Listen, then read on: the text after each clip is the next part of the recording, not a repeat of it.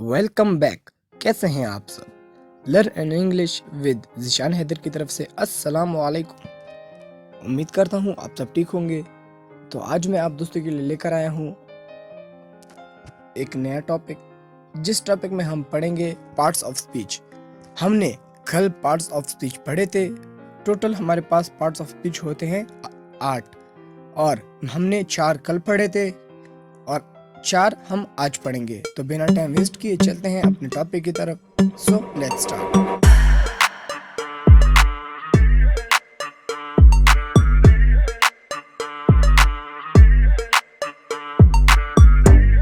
तो गाइज, हमने कल 4 पार्ट्स ऑफ स्पीच पढ़े थे और हम आज एक 4 और पढ़ेंगे। टोटल पार्ट्स ऑफ स्पीच पूरे हो जाएंगे। तो हमारे पास नंबर 5 पे है एडवर्ब। एडवर्ब, आप ये अल्फाज सुन के भी आपको पता चल गया होगा कि एडवर्ब, वर्ब तो काम को कहते हैं, जो चीज़ काम करती है वो उसे एडवर्ब कहते हैं। जो चीज़ काम करती है वो वर्ब है और इसके साथ ऐड करना, ऐड का मतलब है शामिल करना। क्या? शामिल करना।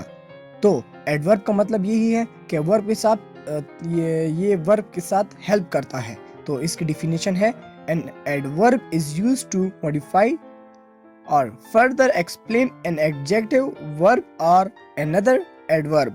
They can add more information to a sentence, making it clear and easier for the listener to imagine what is being described in detail.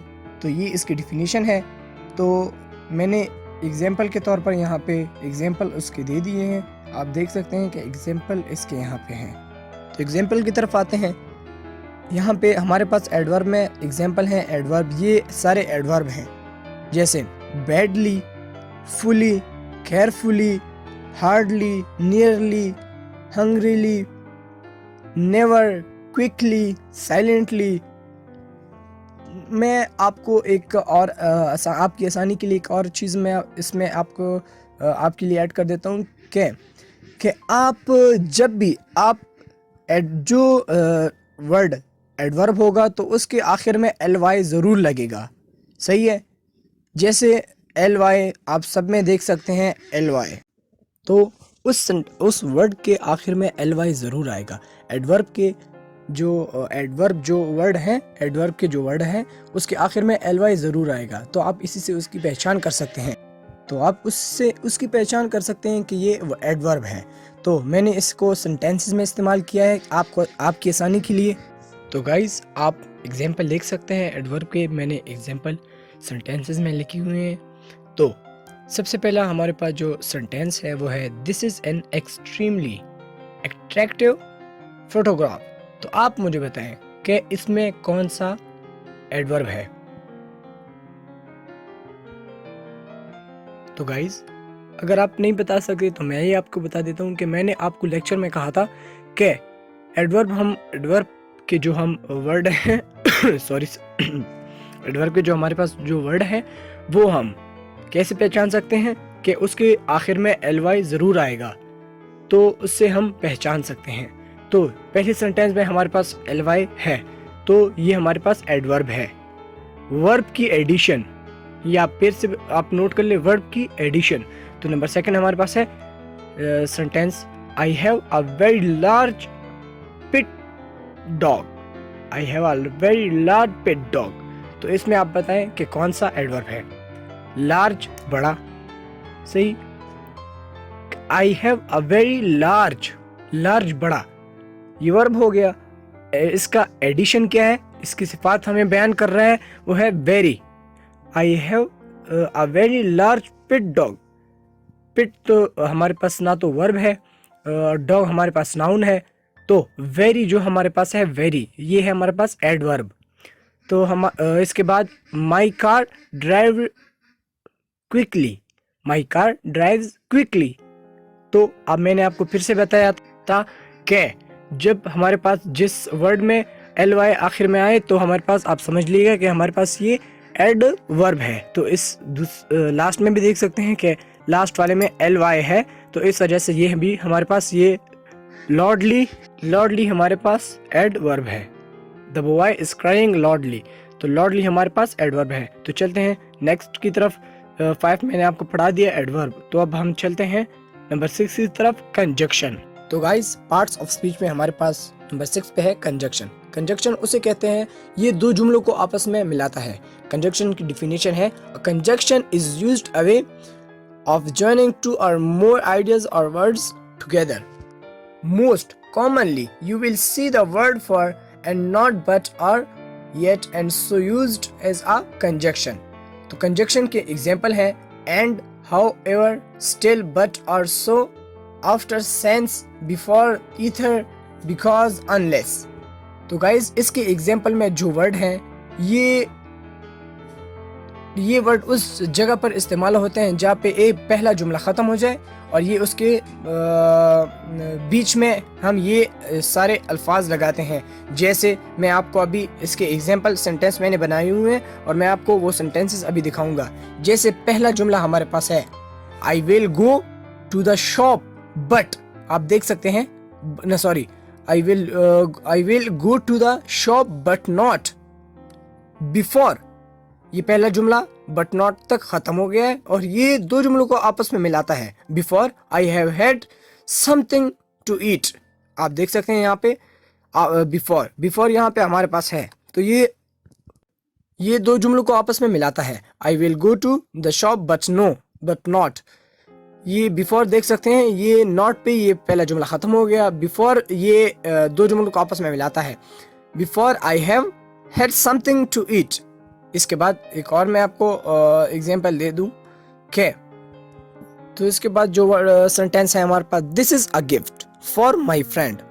ये दो वर्ड सॉरी ये दो वर्ड या दो सेंटेंस को आपस में मिलाता है। जैसे दिस इज अ गिफ्ट, ये गिफ्ट है। फॉर माई फ्रेंड, फॉर जो ये हमारे पास है ये कंजक्शन है। फॉर ये दो वर्ड या दो जुमलों को आपस में मिलाता है।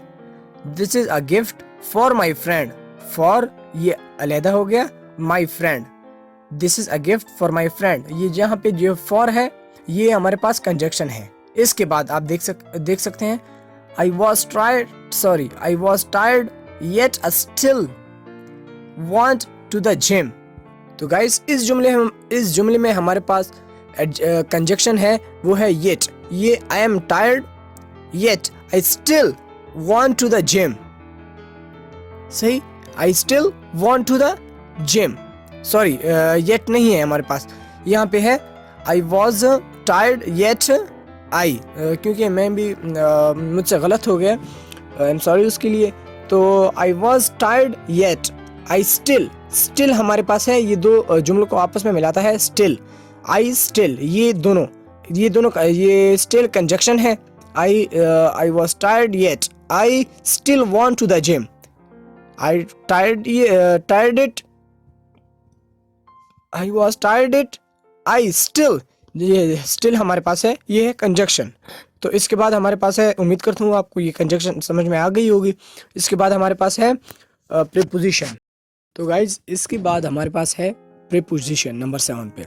तो प्रीपोजिशन और कंजक्शन में आप कंफ्यूज ना होना, क्योंकि ये दोनों सेम नहीं है क्योंकि कंजक्शन जॉइनिंग दो जुमलों को आपस में जोड़ता है और प्रीपोजिशन उस प्रीपोजिशन का जो मतलब है वो दो जुमलों को आपस की रिलेशन बताता है। कंजक्शन का काम ये है कि वो दो जुमलों को जोड़ता है और इसका प्रीपोजिशन का वो मतलब ये है कि ये दो जुमलों को आपस का रिलेशन बताता है। तो प्रीपोजिशन की डिफिनीशन जो है वो है, आई preposition is used in English to show a relationship between two words or phrases. You might recognize a preposition as being words such as an, before, on, it, to, between, etc. Example में आप देख सकते हैं ये सब हमारे पास preposition है, जैसे in, on, it, about, according to, after, along, above, except, etc आप देख सकते हैं यहाँ पे। तो इसके मैं आपके लिए आसानी के लिए मैंने ये सेंटेंसेस में इस्तेमाल किए हुए हैं। नंबर फर्स्ट जो हमारे पास सेंटेंस है वो है the cat is setting on the wall. तो ये जुमले में इस जुमले में हमारे पास प्रीपोजिशन है वो है ऑन, क्योंकि अगर हम इस जुमले से ऑन हटा दें तो the cat is setting that wall, तो ये जुमला अधूरा सा रहता है। तो इसमें हम अगर ऑन लगा दें तो ऑन की तो वॉल के ऊपर बिल्ली बैठी हुई है। तो number second, I am going to the salon after my dinner. तो अगर इसमें जो हमारे पास प्रीपोजिशन जो है वो है after, I am going to salon. तो अगर हम इससे आफ्टर हटा दें तो ये बनता है I am going to salon my dinner.